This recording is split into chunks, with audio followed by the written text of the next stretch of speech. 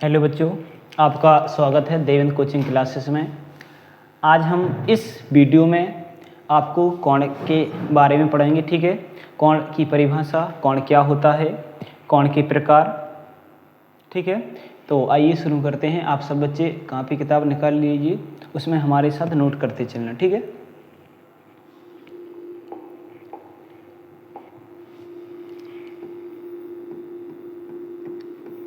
देखो सबसे पहले हम देखेंगे कोण होता क्या है। कोण क्या होता है कि जब कोई दो किरणें एक बिंदु पर आकर मिलती हैं। देखो एक किरण हमारी ए हो गई, एक किरण एक ए है, ठीक है ना। जब दो किरणें, माना एक किरण है ए, एक किरण है बी, ठीक है ना, और एक बिंदु मतलब एक बिंदु है ओ। जब दो किरणें एक बिंदु पर आकर के मिलती हैं तो उनके बीच जो झुकाव बनता है, इस झुकाव को ही क्या बोलेंगे हम? कोण। इसको क्या नाम देंगे? कोण। ठीक है, इसको हम जो बीच में हमारा जो शीर्ष होता है ना, इस प्रकार से लिखे जाते हैं, कोण ए ओ बी। ठीक है ना, और कोण को इस अक्षर से प्रदर्शित करते हैं। किससे करते हैं? इस अक्षर, मतलब एल जैसा। कैसा? एल जैसा, लेकिन एल नहीं होता है। ठीक है, तो आप कोण की परिभाषा क्या लिखोगे? जब दो किरणें एक बिंदु पर आकर मिलती हैं तो उनके बीच जो झुकाव बनता है उसको क्या बोलते हैं? कोण। ठीक है,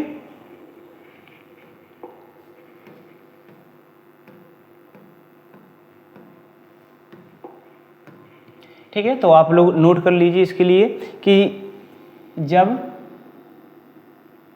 एक ही बिंदु पर यहाँ पर लिख लेना। क्या लिख लेना? पर। जब एक ही बिंदु पर दो किरणें आकर मिलती हैं तो उनके बीच जो झुकाव बनता है उसको क्या बोलते हैं? कोण। उसको क्या बोलते हैं? कोण। कोण को इस चिन्ह से प्रदर्शित करते हैं। किससे? इस चिन्ह द्वारा प्रदर्शित किया जाता है। देखो एक किरण है हमारी ए बी और जी, ठीक है ना, और एक है बी सी, तो इनके बीच जो झुकाव बन रहा है इसको क्या बोलेंगे? कोण। ठीक है, इसको क्या लिखेंगे? कोण ए बी सी, मतलब जो बीच में होता है ना उसके लिए, जो शीर्ष होता है उसके लिए बीच में लिखा जाता है। ठीक है, तो आप इसका स्क्रीनशॉट कर लीजिए। अब हम पढ़ेंगे कोण का अभ्यंतर और बहिर्भाग। क्या पढ़ेंगे? कोण का अभ्यंतर और बहिर्भाग। देखो अभ्यंतर और बहिर्भाग क्या होता है? अभ्यंतर मतलब अंदर, बहिर्भाग मतलब बाहर। ठीक है, यदि हमारे पास एक कोण है, कोई इस कोण पर कोई कुछ बिंदु है, माना है हमारे पास 1 2 3, बाहर है 4 5 6। ठीक है, तो जो बिंदु कोण के अंदर होते हैं उन्हें बोलते हैं अभ्यंतर, और जो कोण के बाहर होते हैं उन्हें बोलते हैं कोण के बहिर्भाग। ठीक है, और जो बिंदु कोण पर ही स्थित होते हैं, ठीक है, ना तो वो फिर अभ्यंतर होता है ना ही बहिर्भाग। ठीक है, तो देखो यहां पर परिभाषा है,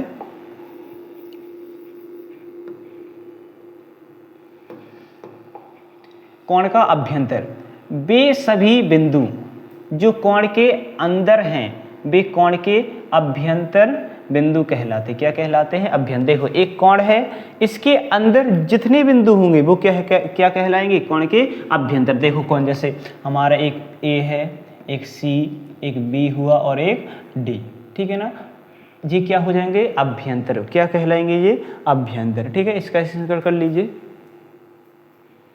ठीक है, अब हम देखेंगे कोण का बहिर्भाग। कोण का बहिर्भाग, कोण का बहिर्भाग क्या होता है? वे बिंदु मतलब जो कोण के बाहर स्थित हो। क्या? ठीक है, वे सभी बिंदु जो कोण के बाहर होते हैं वे कोण के बहिर्भाग बिंदु कहलाते हैं। जैसे देखो कोण के बाहर कौन कौन है? जैसे हमारा ई एन पी एम और के, ये सब बिंदु क्या है? कोण के बाहर, तो इनको क्या बोलेंगे? कोण के बहिर्भाग बिंदु। ठीक है, एक यहाँ पे नोट है कि जो बिंदु कोण की भुजाओं पर पड़ते हैं वे कोण ना तो अभ्यंतर कहलाते हैं और ना ही बहिर्भाग में होते हैं। मतलब ये हमारा जैसे कोण है, इस कोण पर एक बिंदु है ए, एक बिंदु है बी और एक बिंदु है सी, मतलब ये कोण की क्या है? भुजाओं पर हैं, तो इनको ना तो हम बोलेंगे कि ये अभ्यंतर में ना ही बहिर्भाग में। ठीक है, आप लोग स्क्रीनशॉट कर लीजिए इसी का। अब देखो हम पढ़ेंगे विभिन्न प्रकार के कोणों के जोड़े। ठीक है, क्या पढ़ेंगे? विभिन्न प्रकार के कोणों के जोड़े। देखो सबसे पहला है आपका क्या? कोटि पूरक कोण। क्या? कोटि पूरक कोण। कोटि पूरक कोण क्या होता है कि जब दो कोणों का योग कितना, जब दो कोणों का योग 90 अंश होता है तो उसे क्या बोलते हैं? कोटि पूरक कोण। जैसे हम बोले एक कोण है ए और एक कोण है बी, ठीक है, यदि इनका योग 90 अंश है तो क्या कहलाएंगे जी? कोटि पूरक कोण। क्या कहलाएंगे? कोटि पूरक कोण, ठीक है। माना एक हमारे पास है जैसे 60 अंश और एक है हमारे पास 30 अंश, जब इन दोनों को हम जोड़ेंगे कितना हो जाएगा जी? किसके बराबर हो जाएगा? 90 अंश। तो देखो परिभाषा भी यही कहती है कि जब दो कोणों का योग 90 अंश हो तो उसे बोलते हैं कोटि पूरक कोण, ठीक है।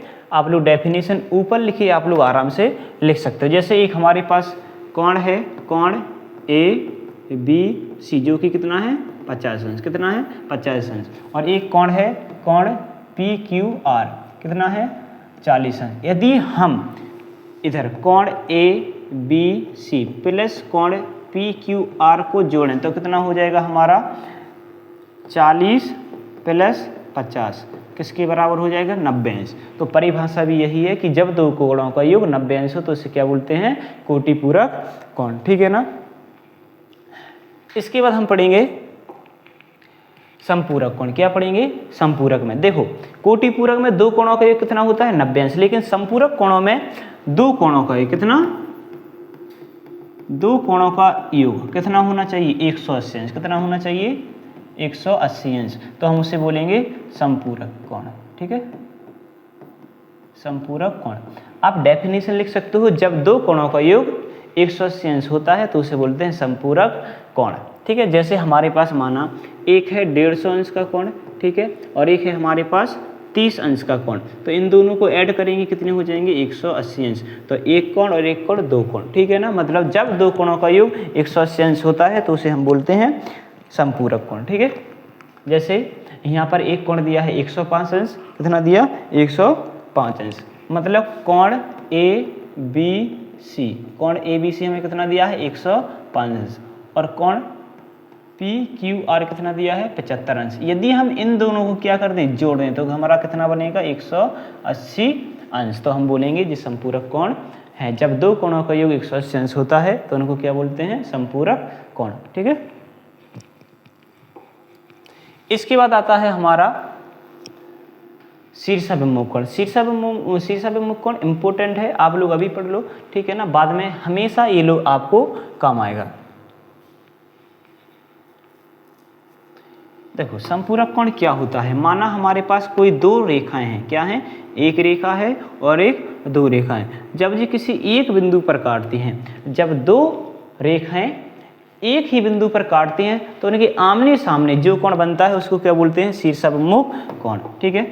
जैसे माना एक रेखा है AB, ठीक है, एक रेखा है CD और जी बिंदु का नाम दे दो O, ठीक है। देखो एक रेखा है A और एक रेखा है CD। तो जब दो रेखाएं एक बिंदु पर एक दूसरे को काटते हैं तो उनके आमने सामने के कोण को क्या बोलते हैं? शीर्षाभिमुख कोण। जैसे माना इस कोण का नाम है 1, इसका नाम है 2 और इसका नाम कितना? 3 और इसका नाम कितना? 4। तो यहाँ कोण 1 बराबर होगा किसके? कोण 2 के। और जो कोण इधर 3 किसके बराबर होगा? कोण 4 के, ठीक है ना। मतलब यदि हम कहें जी आपका 75 अंश है तो जी भी कितना हो जाएगा? 75 अंश, क्योंकि शीर्षाभिमुख कोण में आमने सामने के कोण क्या होते हैं? बराबर। इसी प्रकार यदि हमारे पास माना जे 60 अंश है तो जे भी कितना होगा? 60 अंश, ठीक है। आप लोग इसमें नोट कर सकते हो, ठीक। जब दो रेखाएं एक बिंदु पर एक दूसरे को काटती हैं एक बिंदु पर तो उनके आमने सामने के कोण को क्या बोलते हैं? शीर्षाभिमुख कोण। देखो यहाँ पर एक रेखा है PQ, एक रेखा है RS, ठीक है। तो यहाँ पर एक कोण किसके बराबर है? 2 के। आप लोग यहाँ से इसका स्क्रीनशॉट कर लीजिए।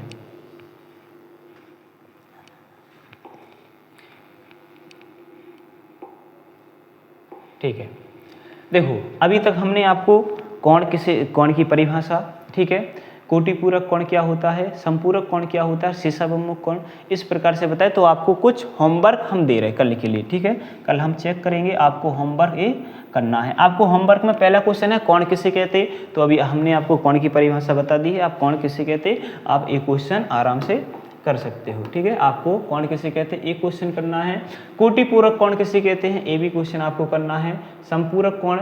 ठीक है, और दो कोटि पूरक कोण का योग कितना होता है आप लोग हमें कमेंट में जरूर बताइए। ठीक है ना, नीचे दिए गए कोणों में कोटि पूरक कोण बताओ, क्या बताना है कोटि पूरक कोण। मतलब कोटि पूरक कोण क्या होते हैं, जब दो कोणों का योग 180 अंश होता है तो उसे क्या बोलते हैं कोटि पूरक कोण। तो हम देखेंगे इनमें से कौन कोटि पूरक कोण है और कौन नहीं है।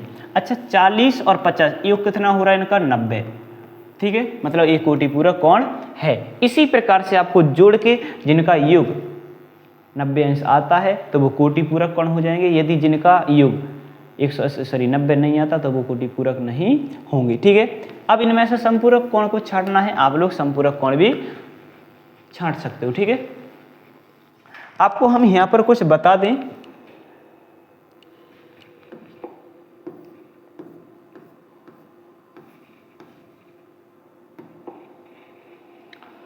देखो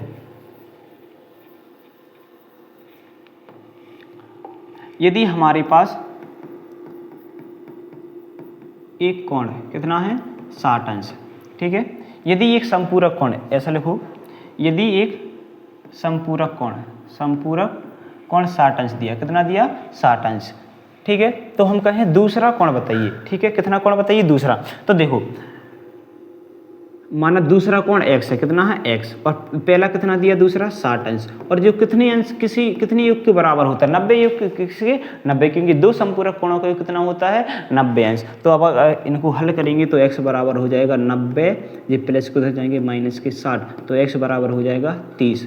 मतलब हमारा पहला कोण 60 अंश है तो दूसरा कोण कितना हो जाएगा 30 अंश। ठीक है, इसी प्रकार हम कहें दो संपूरक कोणों में एक संपूरक कोण आपका 75 अंश है, कितना है 75 अंश। दूसरा संपूरक कोण बताइए, कितना बताइए दूसरा, तो देखो पहला हमारा है क्या 75, दूसरे को मान लो x, और दोनों को ये कितना होता है 90 अंश। ठीक है, कितना होता है 90 अंश। तो आप यहाँ से x को यहीं पर 90 में से कितनी घटा दोगे 75, तो x बराबर हो जाएगा कितना 15 अंश, है ना। तो दूसरा कोण कितना हो जाएगा 15 अंश। हम आपको कुछ दे रहे, आप लोगों को कोटि पूरक कोण, एक आपको 15 अंश का कोटि पूरक कोण, एक आपको 20 अंश का, एक आपको 75 अंश का, एक आपको 60 अंश का, और एक आपको 80 अंश का समपूरक कोण ज्ञात करना है। ठीक है,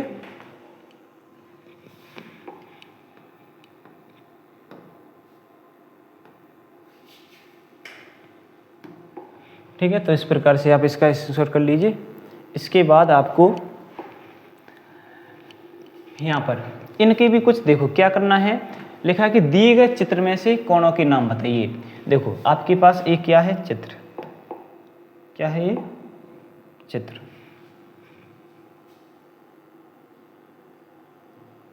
हाँ ये आपके पास चित्र है, आपको कोण के नाम बताने, क्या बताना है कोण। देखो जो देखो कोण हो जाएगा हमारा एक BAE, मतलब अगर हम इसको लेंगे तो ये बीच में आना चाहिए। ठीक है, कितना आना चाहिए बीच में। तो आपको पूरे कोणों के नाम बताइए। इसके बाद आपको निम्नलिखित कोणों के शीर्ष और भुजाओं के नाम बताना है। क्या बताना है शीर्ष और भुजाओं के नाम। तो देखो इस कोण में शीर्ष हमारा कितना हो जाएगा O, शीर्ष क्या है O, और भुजा कौन है OP और OR। ठीक है, इसमें भी शीर्ष O है, उसमें भुजा क्या हो जाएगी हमारी OM और ON। इस प्रकार से आपको ये सवाल करने हैं। तीसरा है नीचे दिए गए प्रत्येक चित्र में देखकर बताइए कुल कितने कोण बन रहे हैं। अच्छा इसमें कितने कोण बन रहे हैं आप लोग हमें बताइए। देखो एक कोण J बनेगा, J वाला, ठीक है, इसके बाद एक J बनेगा, एक J बनेगा, कितना बनेगा 3 A बन गए। ठीक है, इसके बाद एक A, एक J और एक A। ठीक है, इसके बाद एक A, एक A और एक A। ठीक है, तो इतने बहुत सारे बन रहे हैं। इसमें 1 2 3 4 5 6 कितनी बनेंगे 6। ठीक है ना, इसमें भी देखो कितनी बनेंगे 1 2 3 4 5 6। तो आप लोग आराम से बता सकते हो। ठीक है, इसका स्क्रीनशॉट कर लीजिए।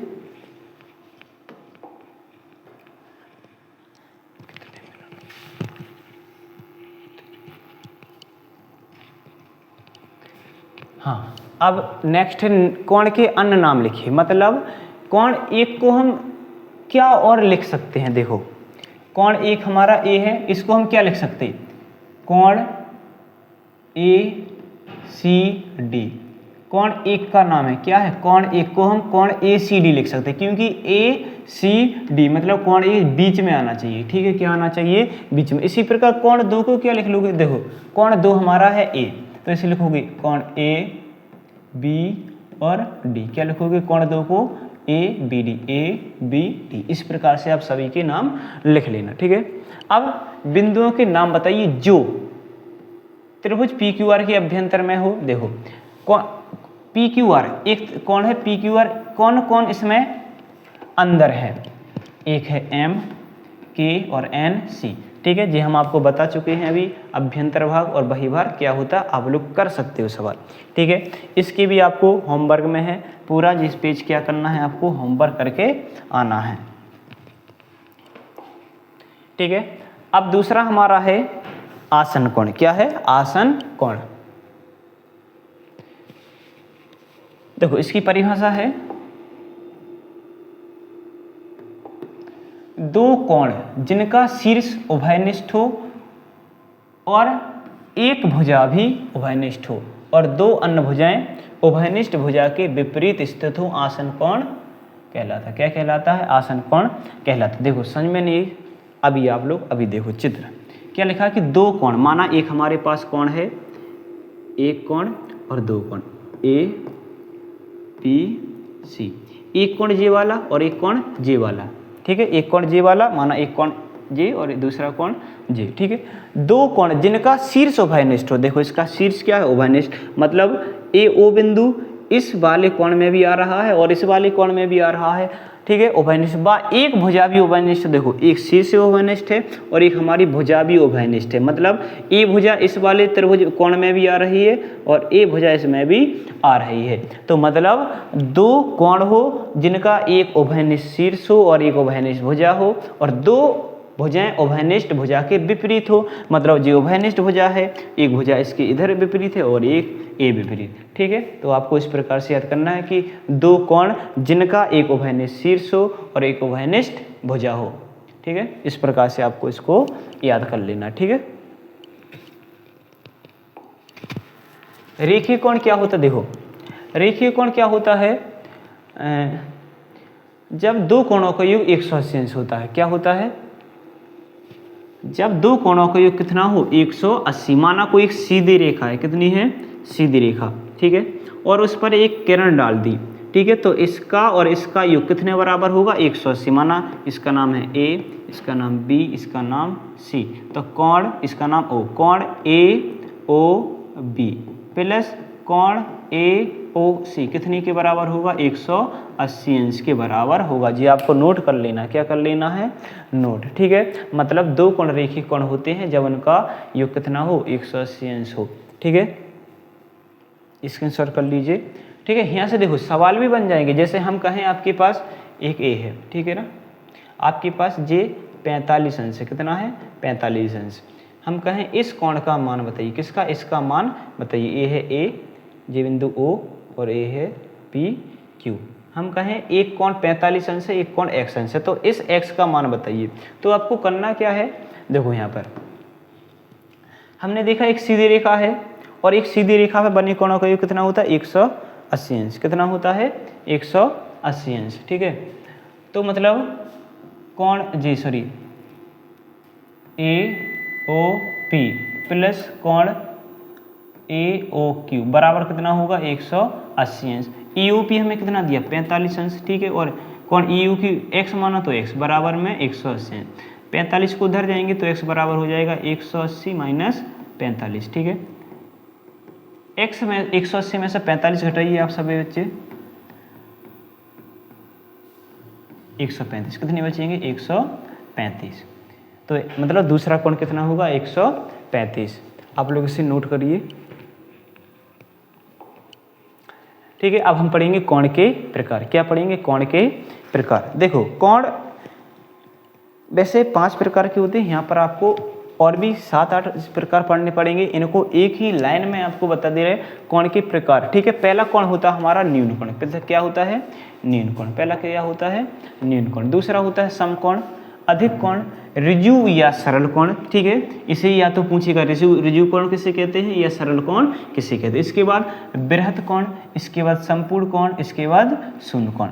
इसको यहीं पर सभी को हम समझ ले रहे हैं एक एक करके, आप लोग अच्छे से, ठीक है। देखो न्यून कोण क्या होता है, वह कोण जिसका मान 90 से छोटा हो क्या कहलाता है, न्यून कोण कहलाता है।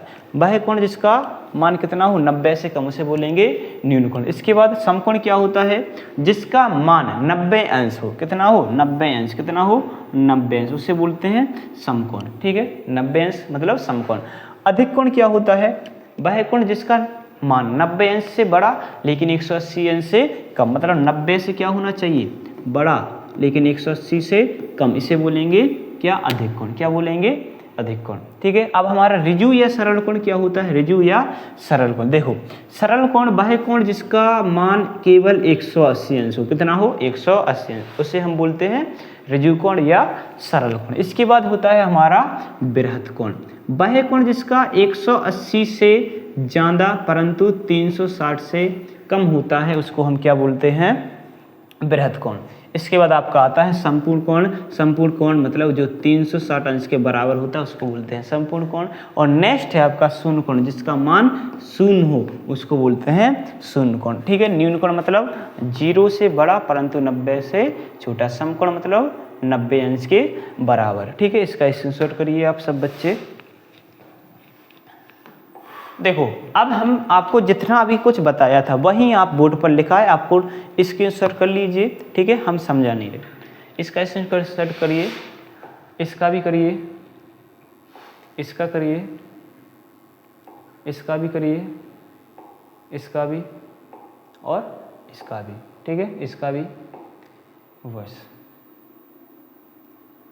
ठीक है। आज के लिए इतना ही। आप सब बच्चे इसके लिए कल काम करके आइए। Thank you.